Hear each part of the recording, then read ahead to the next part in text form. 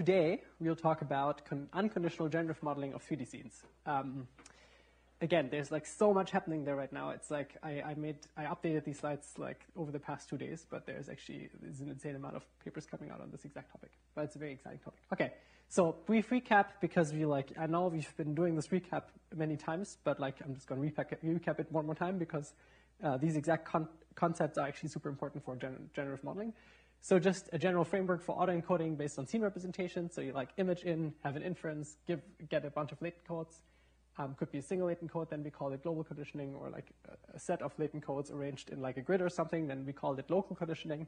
And then there's like something that decodes it into a 3D scene, and you can differentiably render it.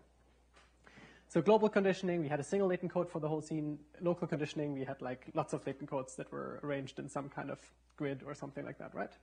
So far, nothing new. We talked about global conditioning. So one example for global conditioning was this auto decoding stuff that we talked about. We had like one latent code for each 3D scene, right?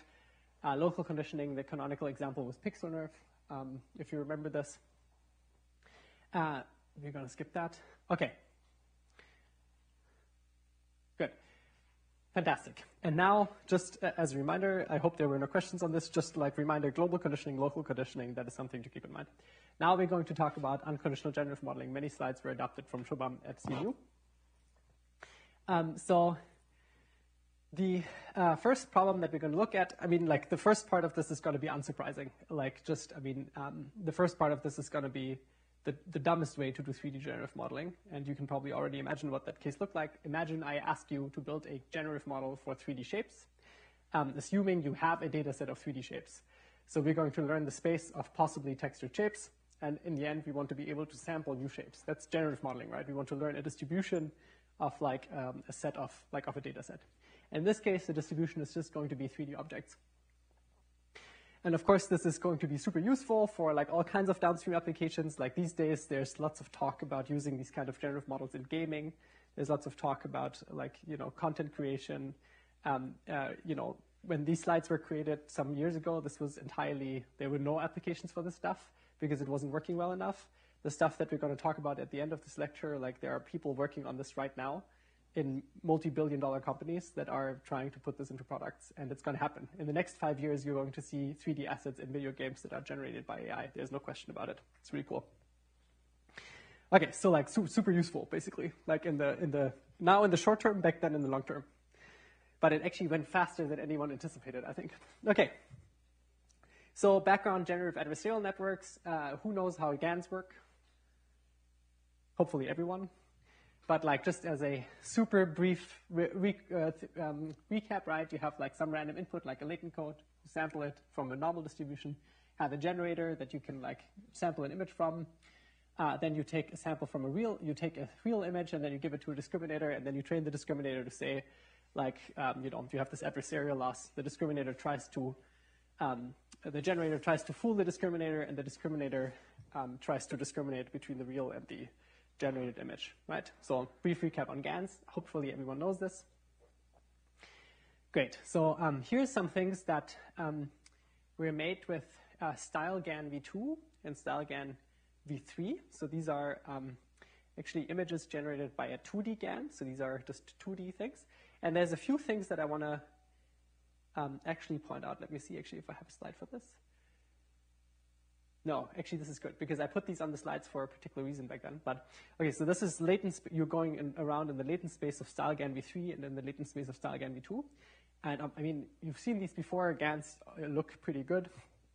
A few notes. These images only look good if they're trained on very tight training distributions. So it really only looks good if you train. This GAN is not trained on a big data set of images. Or it's a big data set, but like not on like a big distribution of images. It's only trained on portrait face shots. That's it. And if you try to add like one more class to this thing, it breaks, and then it blows up, and you can never train it. And similarly, this one was trained also on just images of faces, and then this one was trained only on faces of cats, right? And so then you can get pretty good interpolations of faces of cats. Maybe they included a dog. So this is latent space interpolation. Looks really cool. And this is I think this data set is called ACID. This is the ACID data set. And this was trained on only nature images. But you can already see that for these nature images, the generations don't look that good. For like the GAN, for the faces, like they look pretty good. But for these nature images, some of them, I mean, this looks cool, but it's not quite there.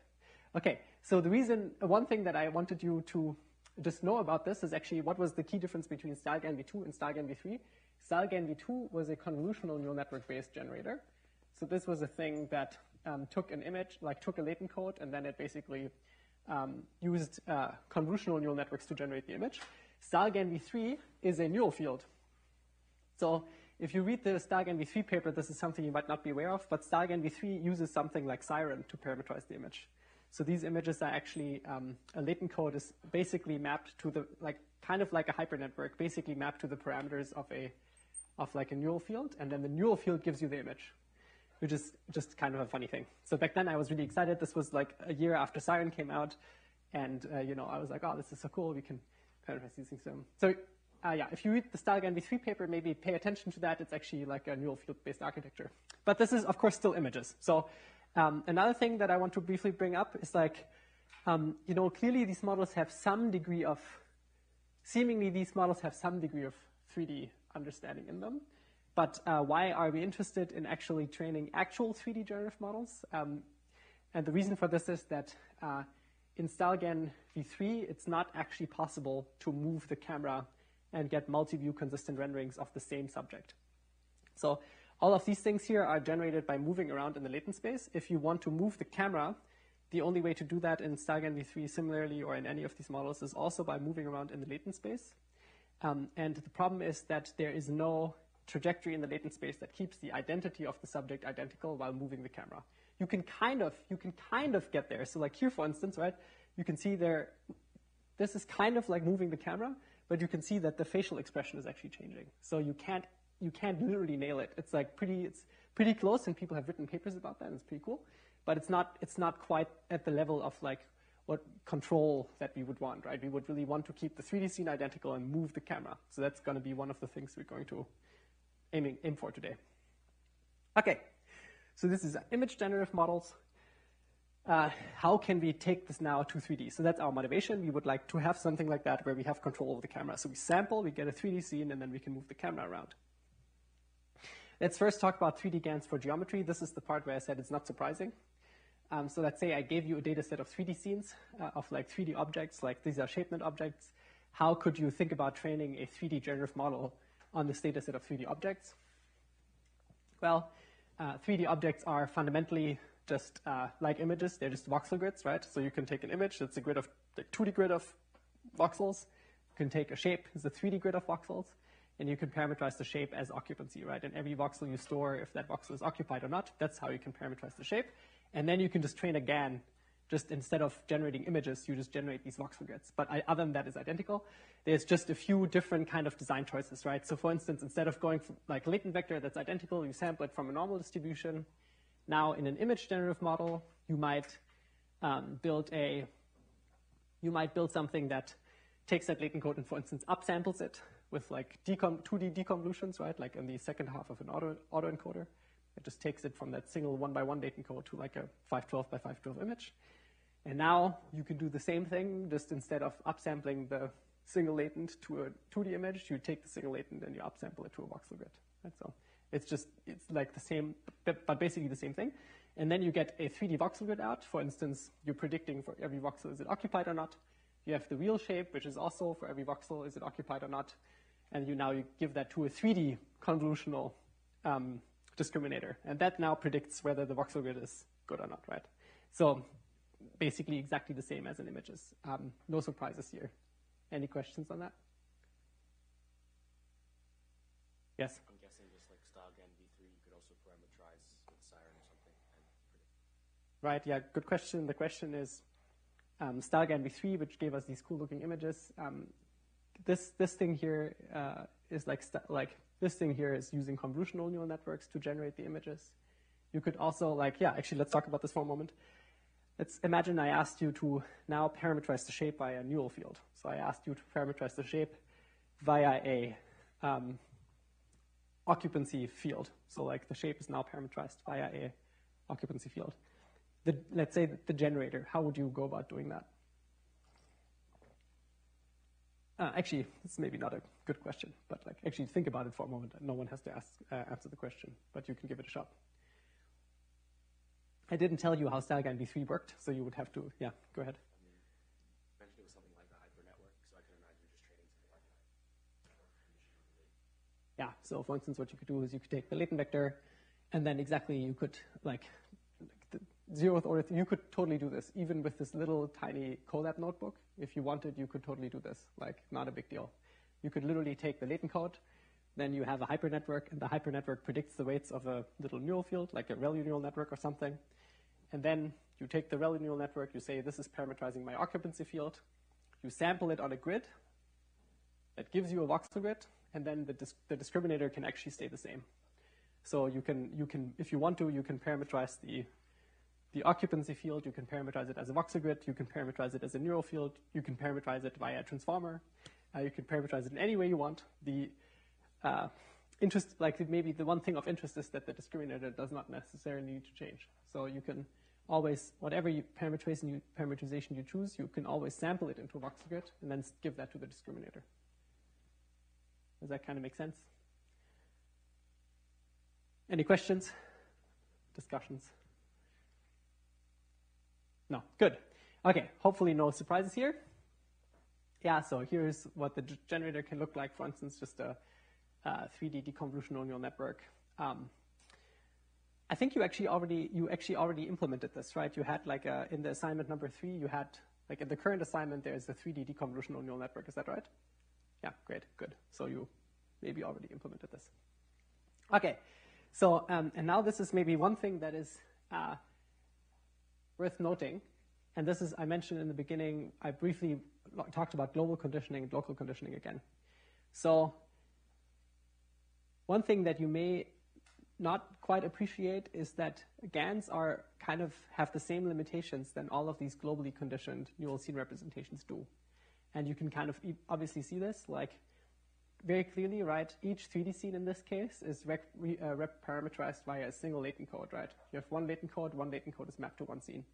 And you have heard about these limitations of these kinds of things before, right? We talked about compositional scenes. If you want to have something that you can train on, okay, and this is actually really important to reflect on a little bit. So if you train again on images of faces where there's always one face in the image, I mean, unsurprisingly, whatever you're going to do, you will not be able to curse that GAN to generate an image with two faces in it, right?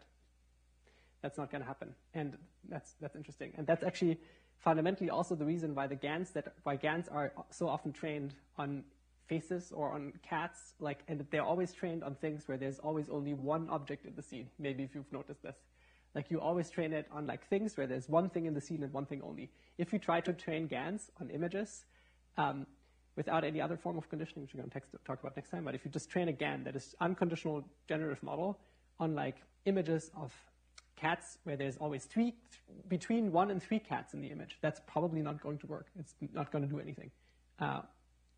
And it's actually for the same reason that if you try to train an autoencoder in that way, it would also not work, right? Does that make sense? It's kind of a fun fact. So this is like a globally conditioned autoencoder where you throw away the encoder in a way. Oh yeah, and then you can sample these 3D shapes like chairs, sofas, tables, cars, whatever. Great. So that's a GAN. Skip that. Oh yeah, okay. So one problem with GANs often is that GANs tend to have a thing called mode collapse. Have you heard about that before? Who knows what mode collapse is? Yeah, okay. So mode collapse is a thing that happens with GANs where GANs like to forget part of the data distribution altogether. So if you take a GAN and you train it on images where like 95% of the images is, for instance, images of like just a portrait, and then 5% of the images is, I don't know, images of cats, the GAN is just going to forget about the images with the cats, and it's always going to generate images of humans. And wherever you go, the GAN is never going to generate a single image of a cat. And this is actually something that people observe with GANs a lot. And this is one of the key reasons why diffusion models are now so popular, which is that the diversity of generations with GANs is very limited. So like you can, like maybe each of the images looks good, but but the images all look kind of similar, or there's like a large part of the data distribution that the GAN is just conveniently forgetting about. And if you think about the objective, right, this kind of makes sense. This objective is naively fulfilled perfectly fine if the GAN well, not entirely true, but like if the GAN always generates a small set of images, each of which looks pretty good, then the only way that the discriminator could pick up on that is if the discriminator would memorize what these images are. Like the discriminator would have to notice that the generator is always generating the same kind of image, but it can't look at things like does the image look real or not? Because you can memorize 5 real images, and then the discriminator would be happy. It would have to also remember which images are like the generator is overfitting on. So GANs generally have this thing which is called mode collapse. There's another class of generative models that I haven't worked with in a long time, but like these are called autoregressive models. And autoregressive models have a completely fundamentally different way of doing generation. And the way that autoregressive models work is, I mean, you know all of, like, it's funny, when these slides were created, people didn't know about ChatGPT yet, but ChatGPT, of course, is an autoregressive model. Back then, autoregressive models were actually not very popular. So, but one example for this is the pixel transformer, or there's also like pixel CNN. And the way autoregressive models work is they basically say, give me like an image, turn it into a sequence. It doesn't have to be a sequence. It can also be an unordered sequence. And now just predict for me the next pixel, for instance. So in this case, build a neural network that takes the sequence of these pixels as input, and then it just outputs the next pixel.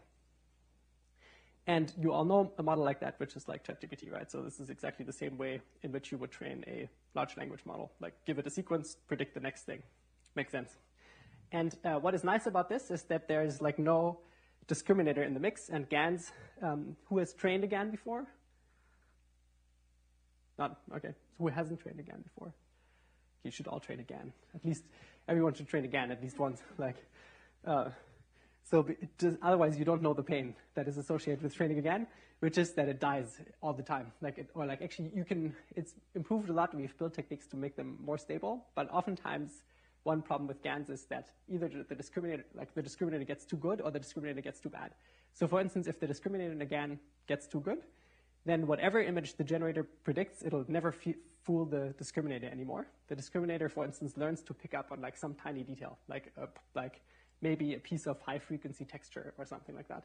And then it just looks at it and it's like, that's not, you didn't get it right. And then basically what happens is if the generator can't, it's like, it can be a quirk of the optimization problem, for instance. It's just that the gradients that you get from the discriminator may be too noisy, or they are not good, or maybe your training, like your optimizer isn't good. And then what happens is that your generator will never improve and it'll never fix it, and then your GAN training has died. So then basically what happens is the discriminator will have 100% accuracy, and your GAN just doesn't do anything anymore. And people lost their mind. Like, this is so annoying. It happened all the time with like early GANs. It's a disaster. So one nice thing is there's this thing that people say that GANs don't maximize the likelihood of the data, and what is meant by that is it's this adversarial loss versus autoregressive training, for instance, is literally just you're just saying like there's no adversarial training. You're just literally saying conditioned on this set of pixels, predict the next pixel. And you can just train that with a least squares loss, or like in the case of like ChatGPT, the same, right? You can basically just train it with just a reconstruction loss, which is much nicer. And the reconstruction loss, I mean, it can die for other reasons, but at least it can't die for the specific reason of the discriminator getting too good. The annoying thing with this is, of course, if you parameterize an image like this and you want to generate an image like this, you have to sample 1 pixel at a time if you train it as a sequence model. And of course, if you imagine doing this with voxels, that would, of course, be not tractable. Okay. But there are some of these models that are still kind of around. But I don't think we're going to talk about that. I want to get to... actually, okay, we can talk about it for completeness. So there's a class of autoregressive models that right now, it's not very popular, but it had a time where it was very popular, and this is an idea that you do see from time to time still today, which is called VQ GANs, and that or basically vector quantized GANs. And just to give you the idea, just so that you've heard about it, the key idea of VQ-GANs is to say that for maybe every image is parameterized as a set of latent codes. But these latent codes are not unconstrained, like just floating numbers, but you say instead these latent codes are all drawn from a dictionary. So maybe you have a dictionary of like 10,000 latent codes, and that's a discrete set. And each of the latent codes is learned, but like you would train this dictionary at training time, and then at test time it's fixed. It's just this fixed dictionary of latent codes. And now you say that each image is basically is determined by a subset of these latent codes. So you basically say maybe a dog is latent code 50 plus latent code 68 plus, not plus, but like basically it's like a set is parameterized as a set of these latent codes. And the reason why people like this is that it turns out when you train an autoregressive model on these latent on this codebook thing, that works really well. So basically you say, oh, let's take images, let's encode them into this codebook, and how we're going to do that I'm not going to talk about. But then afterwards you can train a autoregressive model to sample like the series of these latent codes, and that works really well. So maybe the way you could imagine it, maybe it starts with one latent code that says like dog, and then maybe it samples the next latent code, which might be like maybe it's the kind of the race of the dog or something like that, and then it goes. So just to filter on. Okay, and these for some time were very impressive. People really liked them because these were the kind of images that you could get from them. And as you might notice, maybe like, I must admit, I don't think there's like a great deal of intuition for how these models work, and people aren't studying them this hard right now because like we have better generative models. But one thing that you can notice is that different from GANs, GANs have have this single latent code that represents each image or each 3D scene. And as we discussed, this means that they can't be compositional, right? Like they're like a kind of globally conditioned generative model. Here, each image is parameterized via a set of latent codes. And maybe that can explain why these models succeeded at modeling much more complicated distributions much better. So these models just worked a lot better, but they still are quite far away from what we have today. Okay. Now we're going to get, so like this is the general recipe. Like so far, not too much new. So basically, everything we've discussed so far is just background. I've actually skipped over normalizing flows, which used to be in here, but we just skip it because we want to talk about fusion models, of course. But basically, there's this obvious, yes? I was going to ask, in terms of the like latent code global versus local conditioning, what's the difference between having local conditioning and then having like a really big latent code that you just reshape into like something that you can like locally condition? Like I don't understand the difference. Yeah, the difference is one of the difference usually comes from like this notion of geometry that is connected with it. So, for instance, in PixelNerf, right? If you think about PixelNerf, the point is not. In theory, of course, you could say, like my latent code is like the latence of the whole image, right? Okay, so you take your image as input, you generate this 2D feature map, right? For every pixel, maybe you have a feature. In theory, you could say my latent code is now just concatenated all these features, right?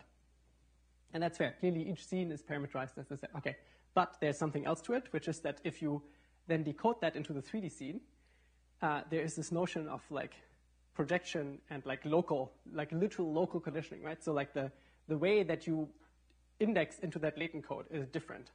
And that is the part that would be missing. Does that make sense? So the shift equivariance, basically the end-to-end like locality is the thing that you would throw out the window. And then in transformers, that maybe the surprising thing that you should have been surprised by with transformers is that when we talked about these transformers, which clearly can also generalize to like things that are compositional, is that we didn't encode this geometry, that we didn't hard code this geometry. Like we didn't describe, oh, I don't know, this transformer latent like belongs to this patch of the image, and if you want to decode this 3D coordinate, you project it, and then you take this transformer latent. Instead, we just had just the set of latent codes, and then we just did cross attention over them or attention over them. And the surprising thing was that that by itself learns to basically attend to different tokens depending on the spatial location. Any other questions? Great. So the general recipe so far, and this was like when was this? This was some 5 years ago. And there was lots of work like this, where basically we take our favorite 2D generative model and we're just going to adapt it to 3D data. And that was like hundreds of papers. Like, oh, we just take we now have ShapeNet, we take voxel grids, and we train our 3D generative model on voxel grids instead of on images. So nothing surprising here. Of course, the interesting part of this whole lecture is we want to learn 3D generative models, but we don't have any 3D data. Maybe you knew where this is going. So the same problem here again. We don't have 3D data. What do we have? We have lots of images. So question, can we train 3D generative models that learn to generate 3D data, but we only train them with images? And the answer, of course, is yes. How do you do it? So input-output behavior, what we want is we want to have like a data set of images of cars, for instance, and then maybe we can train a 3D generative model that then learns to generate 3D cars. Okay, here I just took the thing that we just had and I put it into the same framework that we used for this auto-encoding scene representation stuff. So just as a reminder again, our latent variable is like kind of like a single latent code. It's like global conditioning, right? Then we have our 3D decoder that decodes it into, like, in this case, like an occupancy field, and then you can build a discriminator on top of that. So this is exactly the same thing that we discussed before, just now using the little boxes that we used before in this course, right? And the idea of GANs, of course, is generate 3D representations or like generate samples such that they are indistinguishable from real samples. So now, maybe you already know where this is going, but like, can you think of any way? Can you think, like, why don't you think for a moment about this task? Imagine I asked you, please train a model for 3D objects. Like it should be a GAN. So the GAN has the following input-output behavior. You're going to give it a latent code at test time, and then it's going to generate a nerf. That's the input-output behavior of the GAN. But the thing that all you have is to train it are images. Imagine for a moment you had.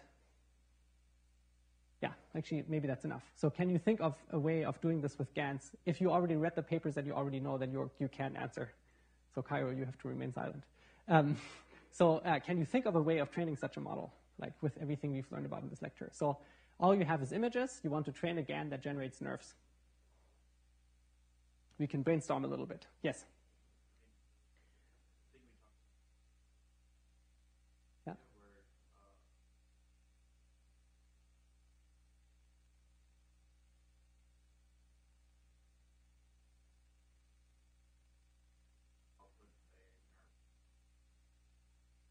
Yeah, great. So like, so I think what I'm hearing, I think what you're suggesting is one thing we could do is we have our data set of images and of like lots of images of lots of scenes.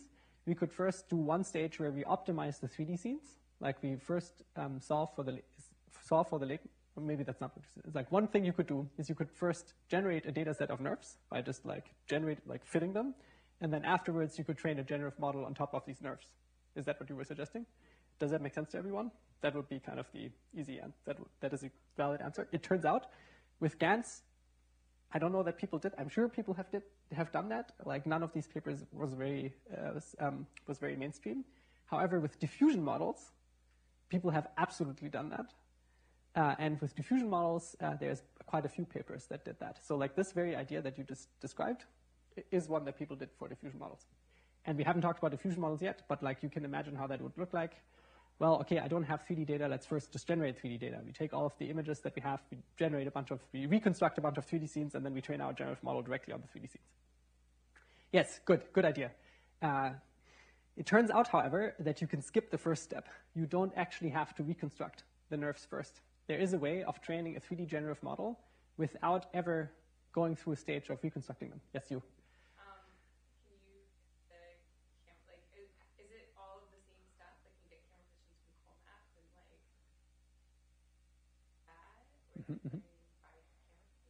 Okay, so let's assume that you had. Okay, I think it's a good assumption. I was actually thinking about making that point, so it's a good assumption. Let's imagine exactly that you had.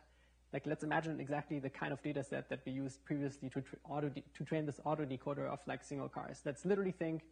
I give you a data set. There's 20,000. Sets of images, and each set of images is a set of images of one little toy car. So like you have a data set of 20,000 toy cars. For each toy car, you have 20 images. And you know the camera poses of each of the images. Yes, that's a good assumption. Okay, so now what can we do with that? Yes? Aha.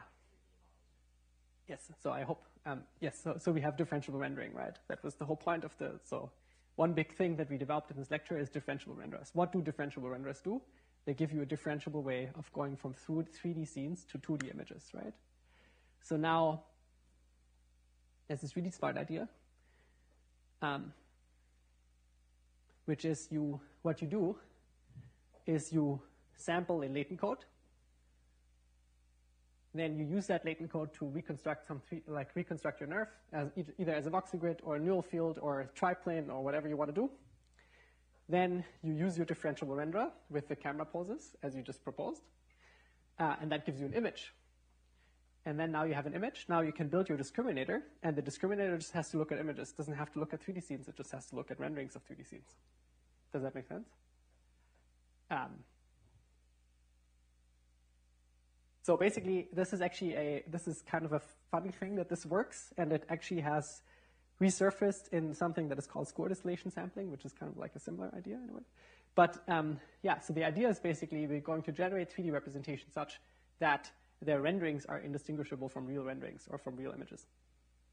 Okay, so this was first proposed in a paper called Hologan, Unsupervised Learning of 3D Representations of Natural Images. And let me show you what Hologan looked like. Hologan was a StyleGAN style, like StyleGAN v3 style 3D generative model. Oh, no, that's not true. StyleGAN v2 style 3D generative model. So basically, it sampled a latent code Z. It's kind of interesting. Are people familiar with the architecture of StyleGAN? Okay, I'm going to talk a little bit more about how this actually works. But so earlier we discussed that you can sample this latent code and then you can just upsample it to an image, right? Do people understand how that would work? Like for a generator, you randomly sample a latent code from like a normal distribution, and now you just stick it into convolutions that make it bigger, bigger, bigger until you have an image, and then you give that to the discriminator. So that was how the first kind of 2D GANs looked like. But then StyleGAN came along and StyleGAN did something different, which is that instead of taking the latent code directly and sticking it as input to a convolutional neural network, you instead build one of these upsampling convolutional neural networks. So just for the record, right, like oftentimes these would be like maybe you could like do it like that. So these are So these are convolutional neural networks that go like from, I don't know, 1 by 1 to 2 by 2 to 4 by 4 with like these so-called transpose convolutions. And so the first version you could think about is you just take this, sample this latent code directly from like a normal distribution. What StyleGAN did instead said, okay, this actually we keep constant. This is actually like just a constant convolutional network. And then what we're going to do is we're going to modulate the weights of the convolutional neural network. So actually what happens in StyleGAN is that you sample latent code Z from a normal distribution, and then the latent code Z just like takes the weights of the convolutional neural network and wiggles them around a little bit. And you can do that in many ways. Like this is called film conditioning or like conditional batch norm. Have you guys heard about this stuff before? Have you heard about that before? Conditional batch norm? Mm-hmm. So, okay, like it's actually not complicated. Imagine you had a, it's like a hypernetwork actually. Just imagine you took a convolutional neural network, and it was just it's just a fixed function. So it like takes a 1-by-1 latent code and maps it to like an image, right? That part is clear. Like in an autoencoder, right? You go to the latent, and then you have these upsampling convolutions. That part is clear. Okay, good.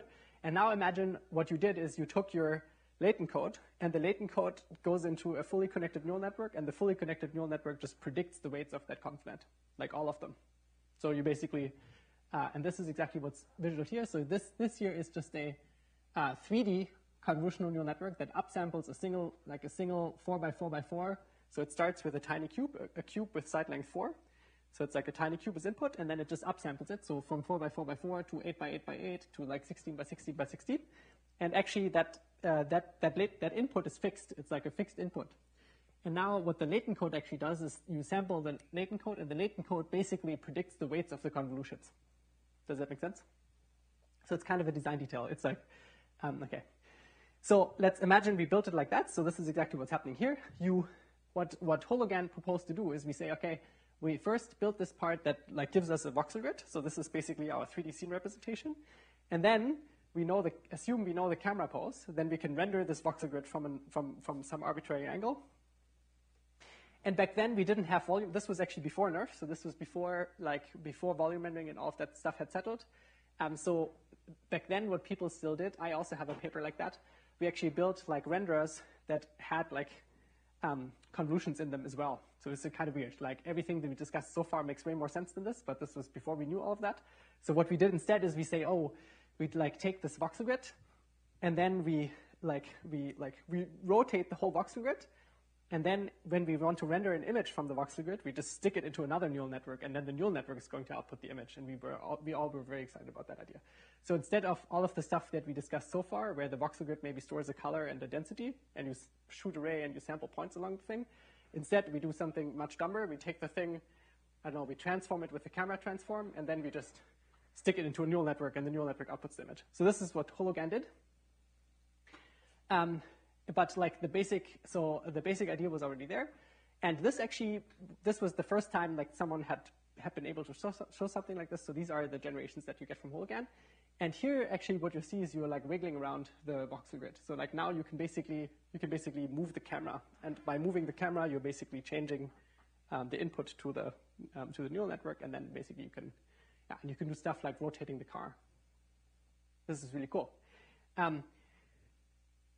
Now you can still see that the scenes that you're generating here are not multi-view consistent. So as you're rotating the camera, the image, the identity doesn't change, but there's lots of these artifacts going on. And the reason for these artifacts is exactly because this thing has this weird like rendering way of doing rendering. There's actually like a neural network that takes the thing as input and renders it, which makes no sense. Questions? Yes?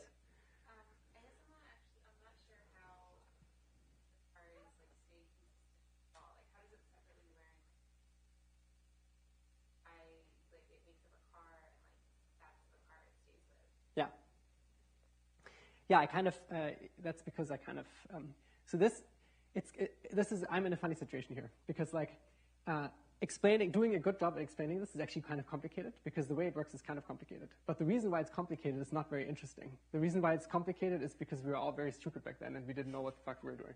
So that's basically what happened. So like now basically but let me try it anyways. So basically what you do, actually I can explain it in 2D. See, this is inspirational. Okay, good. We're going to do it in 2D.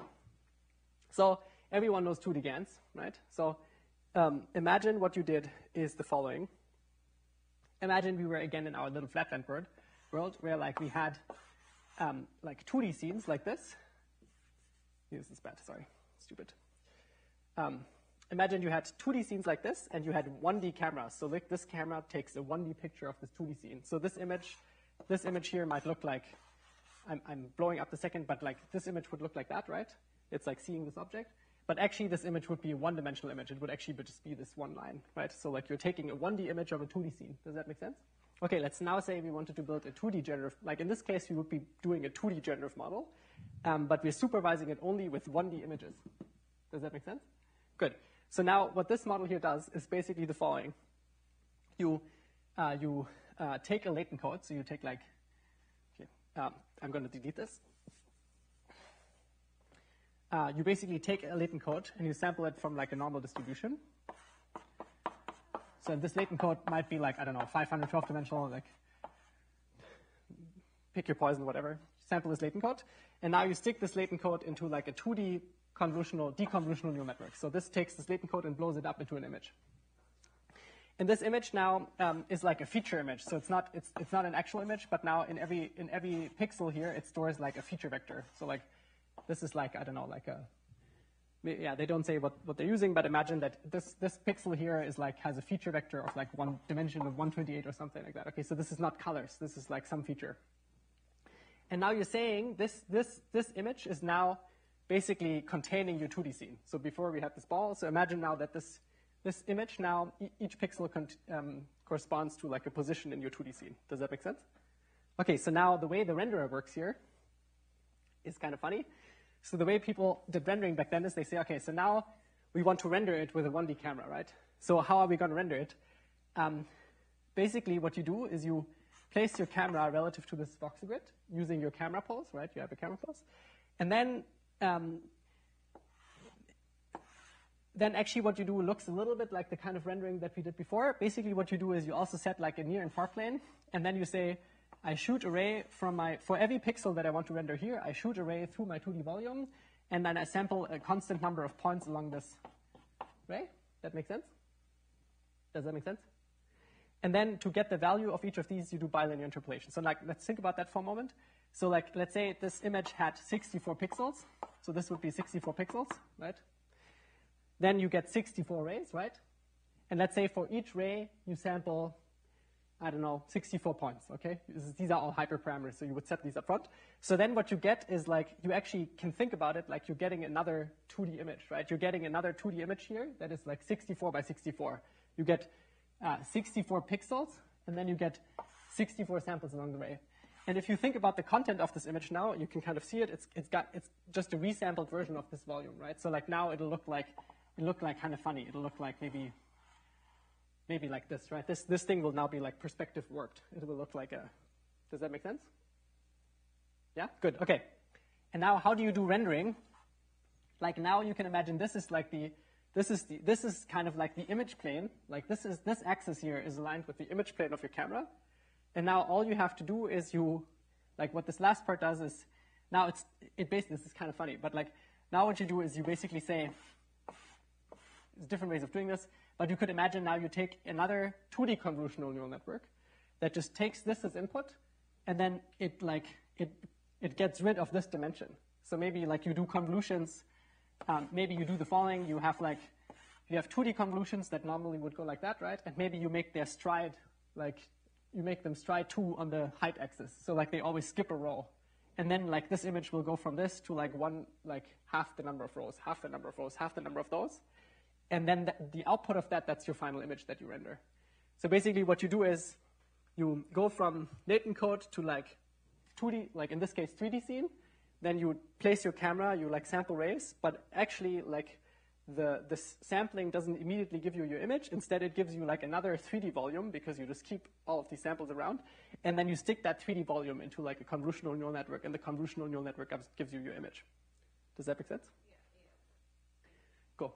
Any questions? Yes? So the 3D representation, it's not directly interpretable. No. Go through the CNN. So you can render images of the 3D object, but you can't get the 3D object directly. That's correct. So, but when you say like 3D GANs, it can either be like generating 3D shapes or like things that you're referring to. So usually when people say 3D generative models, they mean something that generates either like shapes directly or like neural scene representations that can then be rendered. So when people say 3D GANs, usually they mean it's a GAN that generates a 3D thing, and then sometimes you can render that 3D thing. Does that answer the question? Yeah. Cool. Any more? So like if you're confused by this architecture, it's because it's overly complicated. In a moment, we're going to discuss an architecture, and you maybe can already imagine what the simple version of this looks like. This is almost more so for historical reasons, and I want to give credit to Tu. So like the first author is called Tu, and she came up with that, and it was a really cool paper. So, and this has been actually very impactful. So this was even though back then we didn't know what we were doing, and that's why it's so complicated, like all of the basic building blocks are already there. And now what happened over the past 5 years is that basically we just stripped away all the parts that were unnecessary. And maybe you can already know what the parts are that are unnecessary. Like, brief clue, actually you can stop at sampling. Like you can imagine, like you should, like this, the fact that anything comes after shooting these rays is weird. Because of course, as we're going to discuss in a moment, this part should already give you your image and then you'd be done. Any more questions? And yeah, cool, good. Phone. Great, so this looked pretty reasonable. So now you know where these artifacts are coming from. These artifacts are coming from the 2D part, like the neural network part, like basically doing weird stuff that it shouldn't be doing, but like that's how it works. Cool. Yeah, it was pretty cool back then. I mean, all the basic blocks were there. Okay. Now comes PyGAN. PyGAN was, actually there were papers in between, like lots of great papers from Katja Schwarz, who just started at NVIDIA, but lots of cool papers in between. But one paper that had that many people know about is called PyGAN, Periodic Implicit Generative Adversarial Networks for 3D Array Image Synthesis, like long title. But now you can see you can kind of imagine what's happening now. So now here this scene is just parameterized, the 3D, now we're parameterizing nerfs. So now we're just representing the scene as a nerf. So it's a neural radiance field. So it's a function that maps every XYZ coordinate to a color and a density. And in this case, we parameterize the nerf via a siren. Siren is what is this thing with this periodic activation functions, right? It's just a neural network with sine, cosines as activation functions, if you remember. Okay, and so then that siren, you sample it at a position X, and then it gives you a color and it gives you a density. And the way you condition it on this latent code is exactly as before. You sample this latent code, and then it's a hyper network. So this like latent code then predicts the weights of the siren. This is all very complicated. So it's like, so back then we all thought this was very cool, but it turns out this is all not that important, like I guess these technical details. But now the important part is that once you have done that, of course, how do you form images? Well, you just render an image. You like, once you have generated the nerf, right, you just like place the camera and you render an image and you're done. That's your image. And then that's what you give to the discriminator. So basically we got rid of all of this shenanigans here. So like here this part is basically the sampling of that goes from this volume to this volume, and then this part here is basically the part that renders an image from this. All of that part was unnecessary. Actually, you can stop right here. You just like you basically, when you generate the voxel grid, you make this voxel grid a voxel grid that maps every coordinate to a density and a color, and then you just do volume rendering, and then you're done. That was the inside. And then that started looking much better.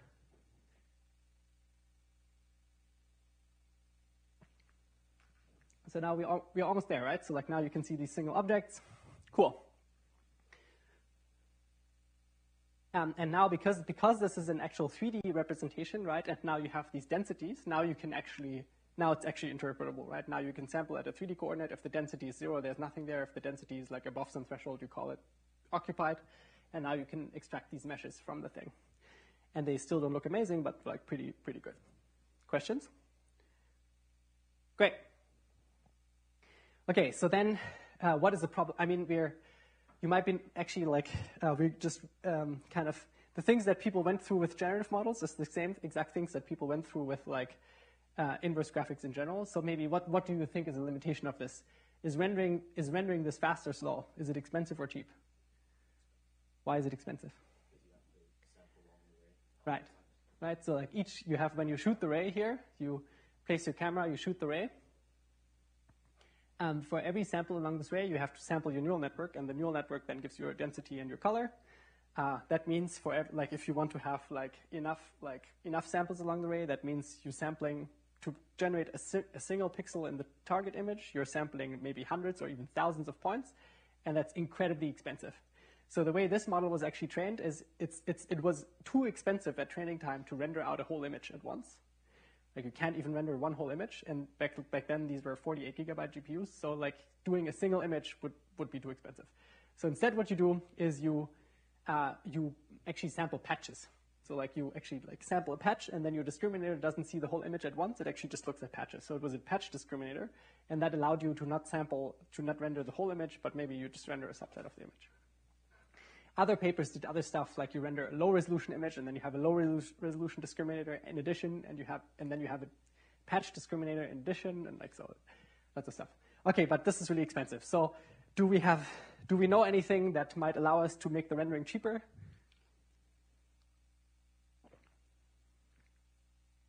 Yeah. Good. Yeah, Gaussian splatting. You know what? No one has written a Gaussian splatting 3D GAN yet. But it would 100% work. I wouldn't recommend that you start doing it because there's probably going to be 4 papers at CVPR that do it. But totally reasonable answer, and it would 100% work, and you could absolutely do it. Can you foresee any problems with like doing that out of the box? So what's the difference between like Gaussian splatting and like a voxel grid? Yes, you were raising your hand. going to be blobby. That could be a constraint. Like maybe you can't get the Gaussians to be good.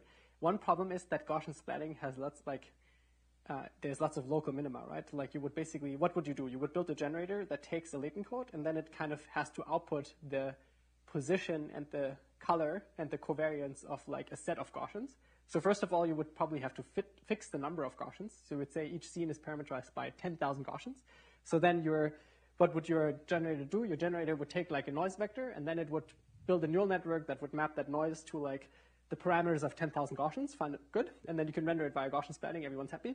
The problem, of course, is that when you do that, the Gaussians fall into lots of local minima, because now you have primitives that actually have to move around, versus in this case, or in the voxel grid case, you basically just have to increase the density of a voxel or decrease the density of a voxel. So with Gaussian splatting, you would fall into lots of local minima.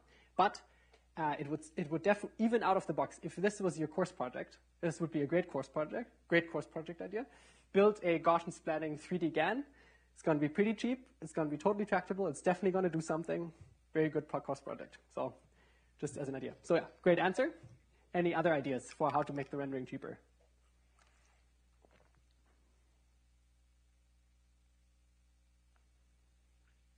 Okay, we talked about what kinds of 3D representations did we talk about?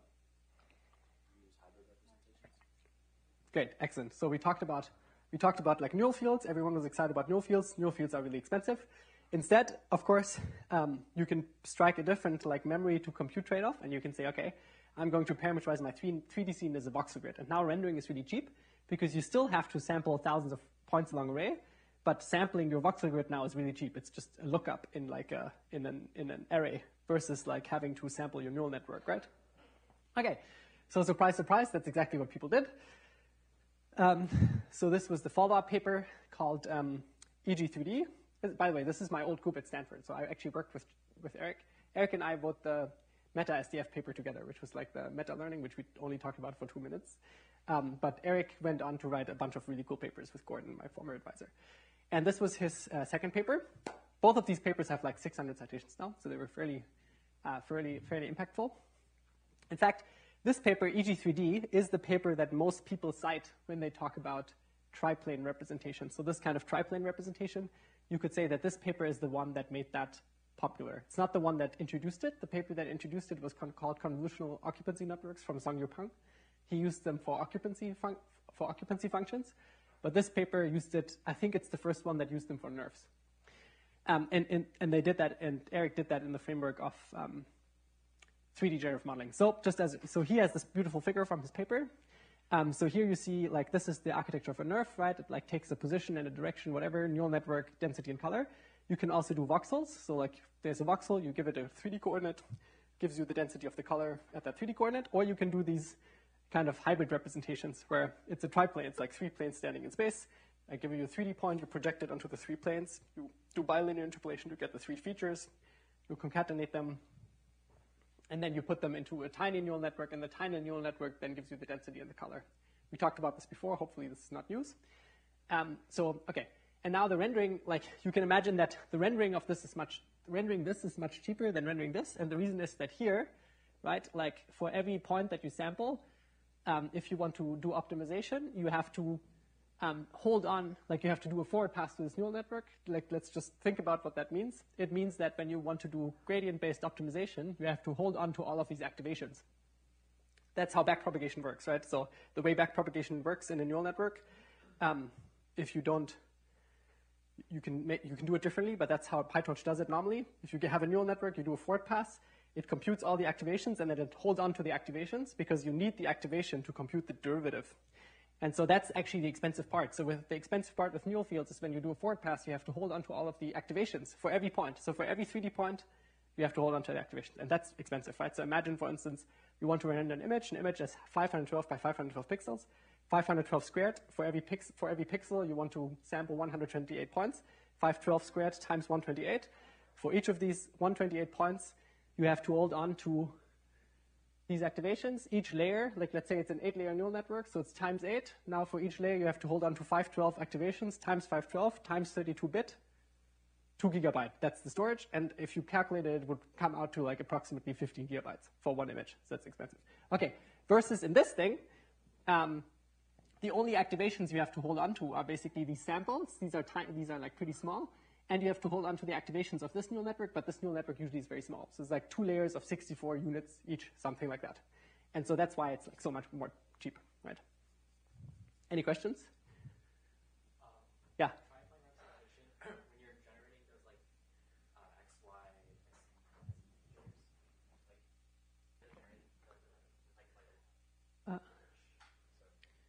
Yeah, let me see. I don't have the. Oh, sorry. I thought I had the. Okay, how do you generate the triplane? Yeah, good question. Yeah, so great question. So what's the? Of course, you are trading off something with something. So you made the rendering much cheaper, but it is true that now you have to generate this triplane. So how do you generate this triplane? So first of all, generating a voxel grid is straightforward, right? Generating a voxel grid is you take like a latent code and then you upsample it with 3D convolutions, right? With a triplane, it's a little bit weird because, of course, okay, and so in practice, what people actually do is they take a 2D generator. Like in practice, you take literally StyleGAN v2, which is a 2D generative model, and you just modify it to output, instead of outputting an image with 3 color channels, you modify it to output something which is like 3 times 128 channels. So it's kind of like you build a 2D GAN, but instead of outputting an image which is like 512 by 512 by 3, you modify it to output something that is 128 by 128 by, I don't know, 64 features or something like that. And then you just arrange it in that thing. Does that make sense? Oh, yeah. Okay, and then you can train it. Yeah. Can people imagine what I mean by that? So how do you build the generator that generates the triplane? You just take a 2D generator and you treat each of the 3 planes like an image. Imagine you just have a generator that outputs three 2D images, and then you just arrange them in space. That's how actually this generator is built. Good, bad, makes sense? Yeah, and then you just train it end-to-end with your loss. Done. Okay, and so now this was much cheaper, and so you could train it on much higher resolutions, and then it looks better. So in fact, if you look carefully, there's actually still some inconsistency here. And it turns out that even though this is cheaper, it is still too expensive. Which means in practice, if you want to render really high resolution images like these, well, actually these are not that high resolution, but if you want to even get to like relatively high resolutions, they actually still do something that is a little bit like the thing we discussed before. What they actually do is when they do volume rendering, they don't immediately render the color. So they don't store at like the triplane, when you sample it, it doesn't give you the color and the density. So this, in other words, this here wouldn't output directly the density, the color, but instead it would give you the density and a feature vector, like, I don't know, 64-dimensional feature vector. And then when you render it, you get a 2D image, but for every pixel now you have a feature, and then they stick it into a 2D convolutional neural network that upsamples it. So in practice, you render like an image at a resolution of like 64 squared, and then you have an upsampling thing that upsamples it to 512 or something like that. And then there's like, you have like multi-scale discriminators and a bunch of hacky stuff to then make it kind of good. But it shows actually, like if you look at it, the colors like on the, actually I guess from this distance you can't see it, but if you look closely you can actually see that there's like multi-view inconsistencies and it's not actually on point. Okay, good. So here's another example for this. This is a paper called Unconstrained Scene Generation with Locally Conditioned Radiance Fields from ICCB 2021. This is a paper from Apple, which was one of the first papers that Apple published in a really long time. But now they're back in their game, which is good. So like this is just to give you an idea. Of course, you can do triplane. You can also do a ground plan. We discussed about ground plans before. So here, actually, it's maybe easier to imagine. Z generator generates a 2D, like just a 2D grid of pixels, like exactly like generating an image, but now you're generating a ground plane. And this ground plane has like a number of features for each of these grid elements. And now you can also render that like a nerf. You can also render it like a nerf. The way you render it, you like take your camera, you place it in space, you shoot a ray, you get the points along the ray, and now you take, for each point, you project it onto the ground, you do bilinear interpolation, gives you a feature, and now you stick that and the point into your neural network, and your neural network is going to give you your density and your color, you can render it. So it's exactly the same like a triplane, basically, just now with one plane. And then they had these results that looked like this. I should say that I think that these results are a little bit sketch. So this is a cool paper, and it was quite inspirational for many people, but I think the results are a little sketch because we talked all about this local global conditioning, right? And now you might say, oh, Vincent, what you taught us is wrong, because clearly this generative model is generating these rooms, and clearly these rooms are compositional, right? Because each of the rooms has like lots of objects in it. So I didn't think about that the first time I read the paper, but then I thought about it a little bit more. So what do you think is happening? Is Vincent wrong? Option number 1, or 2 is something else going on?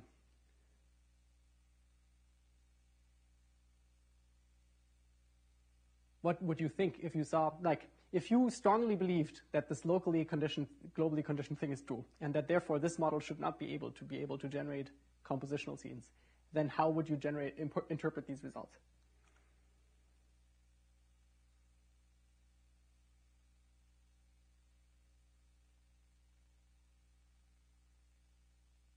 Okay. Is it fine-tuned per scene afterwards? Okay, fine-tuned per scene. Okay, yeah, it's not.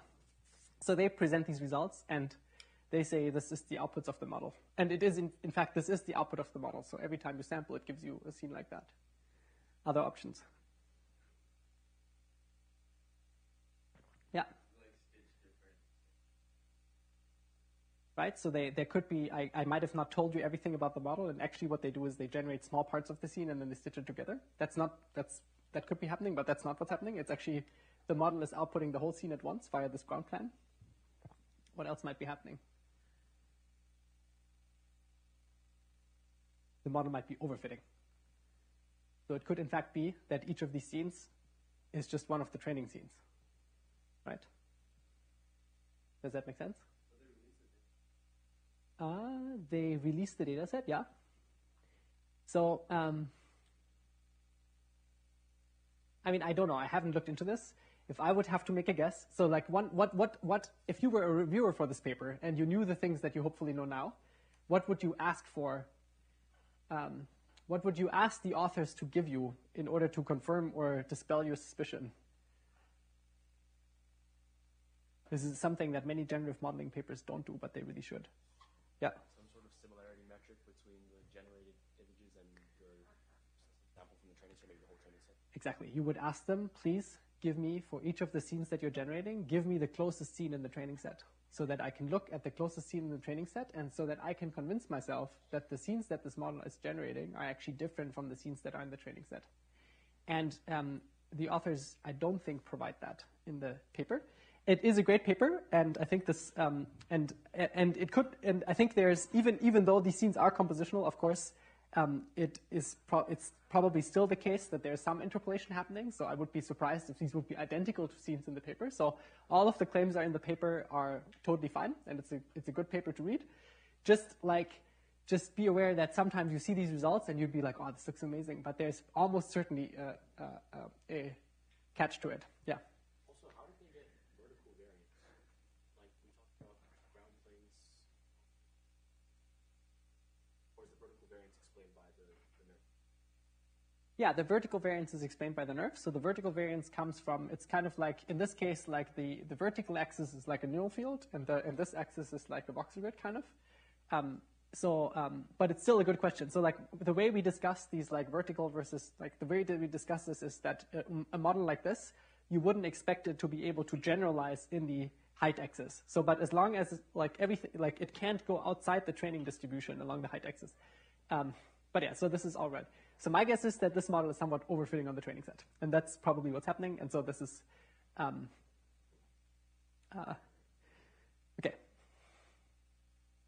Okay, and you have to think about this a little bit. Like, this is really important to think about the stuff, because if you, otherwise we'd be done. Right? Like, this is really important to realize. Otherwise we'd be done. If we could just do this, then why not just take like huge scenes, like with like, okay, you should be able to train this on anything, right? Like clearly, like these scenes are pretty complicated. Like you should now be able to take this and train it on a huge data set of indoor scenes, and you would expect it to do something reasonable. But my expectation is that this model is like overfitting on the training set a little bit. And if you make the training set bigger, it'll probably start breaking. Okay, good. And yeah, okay, this another question. Is this model locally or globally conditioned? Or like, this is terminology that I didn't make up this terminology, but it's like, of course, it's a little bit niche, this terminology. But like, remember locally versus globally conditioned, we said locally conditioned, you have the same latent code for the whole scene. globally conditioned. Locally conditioned, you have different latent codes for different parts of the scene. And the context in which we discuss this is exactly this part about compositional versus not compositional. Okay? So is this model something that you would say, is this like, in that context, is this globally or locally conditioned? Globally, right? Because, did you say globally? Great. Exactly, and that why is that? It's because, of course, even though there's like clearly a different latent for each thing, but this thing is like the whole scene is encoded. There's a bottleneck here, and the whole scene is encoded in this one latent code. So there's one latent code that explains the whole scene. So exactly, good. Okay, I'm going to speed up a little bit. Otherwise, so this is great discussion. So like it's these are good. Okay, so one thing that I didn't tell you actually, because apparently I didn't make slides for it, which is surprising. So previously we always said that you need the camera poses. We had said that you need the camera poses, but it turns out you actually don't need the camera poses, which is kind of a little crazy. What you can do, like all of these generative models that you saw for the faces, you can actually literally take this data set of portrait images and you can train the scan without actually knowing the camera poses. What you do is you just sample a random camera pose. You basically just say, what you do is let me explain why that works. For portrait images, right, you might not know the exact camera angle relative to to the face. Like imagine I would tell you the coordinate face for faces looks like this. So you just say arbitrarily the tip of the nose is the origin of my coordinate system. Then you could say, okay, for the whole data set, we assume that we have the camera in that coordinate system, right? For each image, we always have okay. But in fact, for like Celeb A, which is the data set with the celebrity images, we don't even have the camera poses because it's just a data set of images.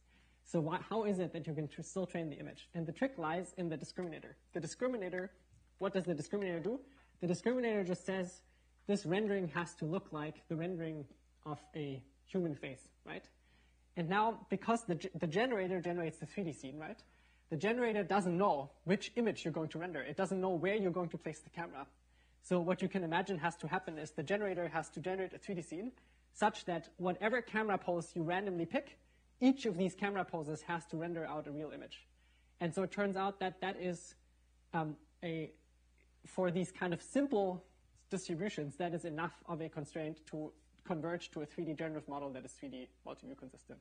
So in fact, for these kind of simple 3D GANs, we don't even need to know the distribution of cameras. It's enough to just sample them randomly, as long as you have a pretty good idea what the distribution of these camera poses is like. And for portrait images, you know it exactly. All portrait images are like captured like something like somewhere from like this half space, right? And as long as you know that, you just hard code that distribution. You say, okay, my cameras are like kind of like there, and then you just sample from the distribution, you render an image, and that's enough. Cool.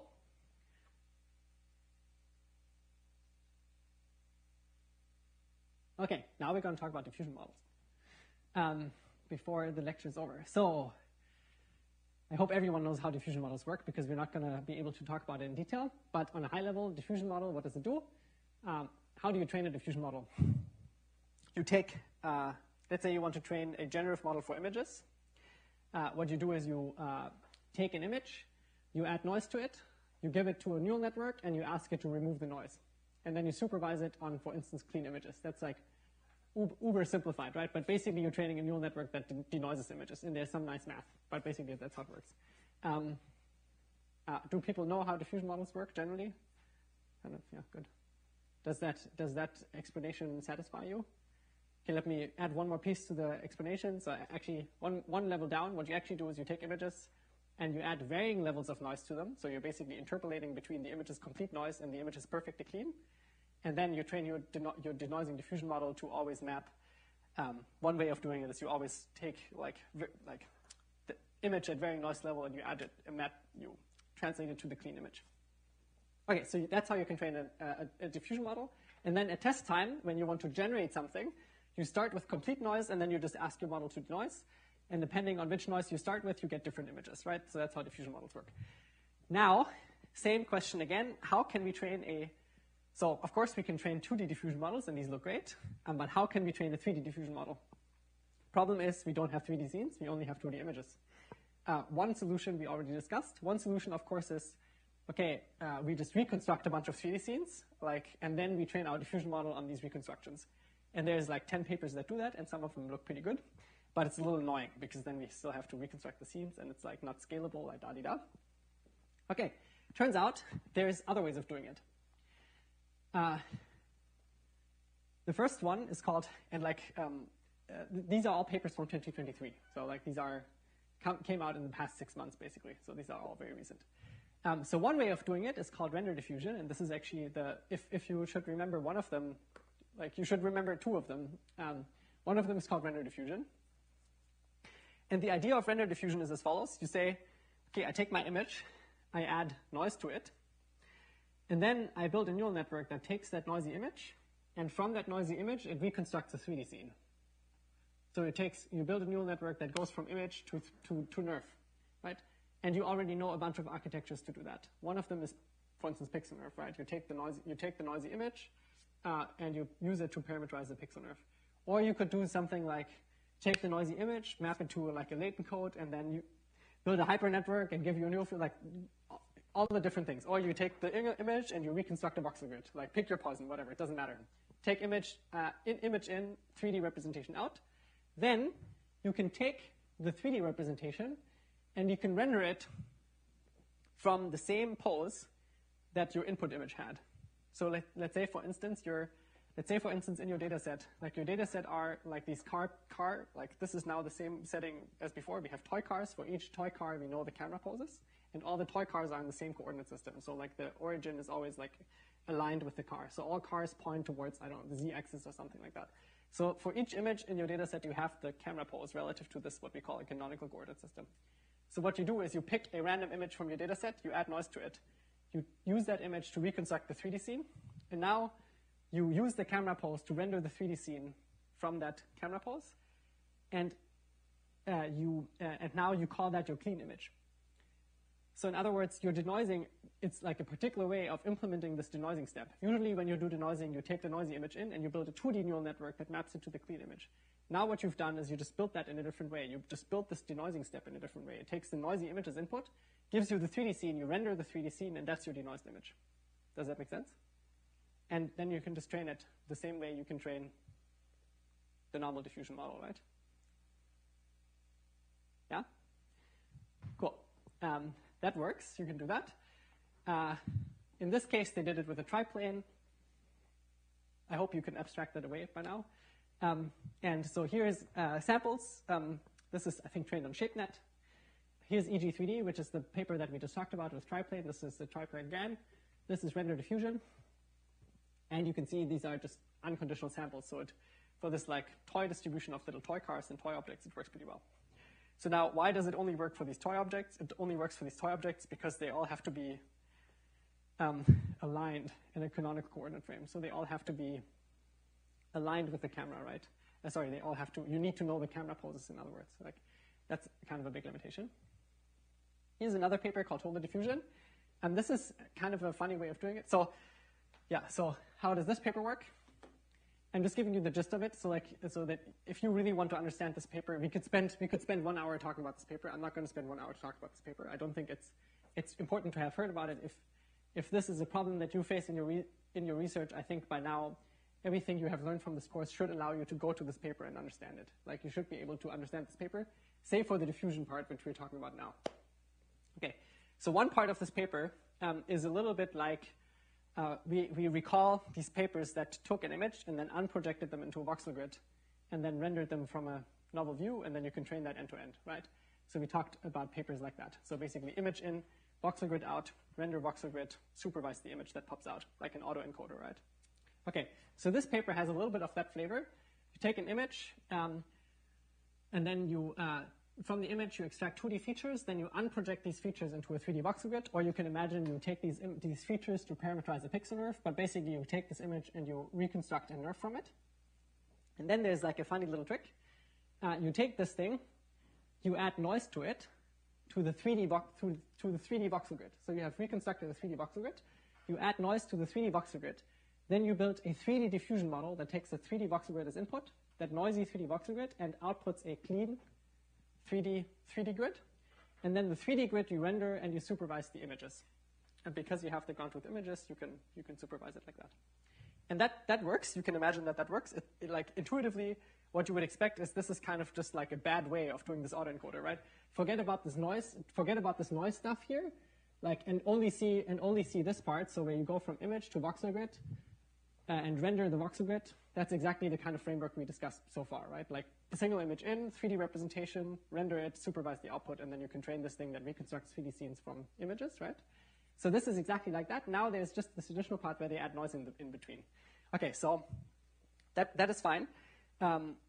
Why would you do that? The reason is you want to train a 3D generative model. That's the thing we're talking about. So the problem is that this model requires you to start out with this approximate 3D reconstruction.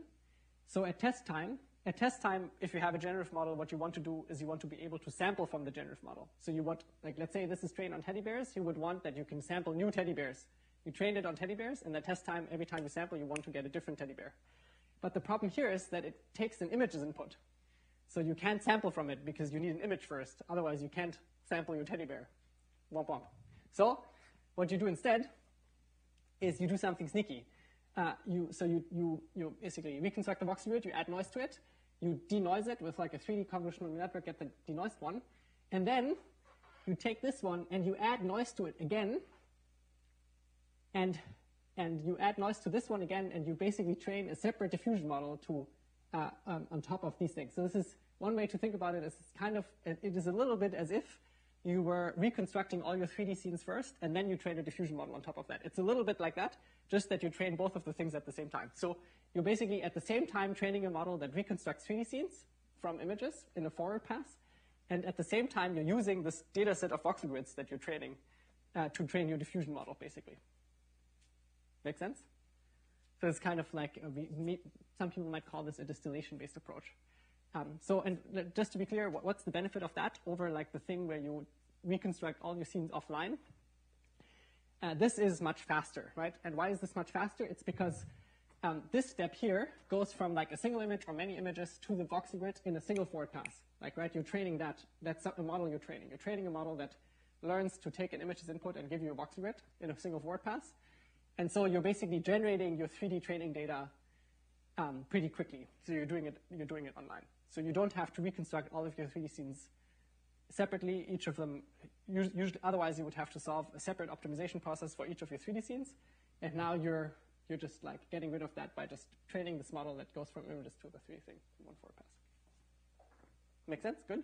Okay, this paper is called Holy Diffusion. It's a cool paper. Here's the kind of samples you get from that. So this is the diffusion process. So you go from like noisy sample to like denoised thing. So these are unconditional samples from bananas, apples, and teddy bears, which are all in the Core3D data set. Why are they blurry? Because the camera poses suck. It still requires camera poses.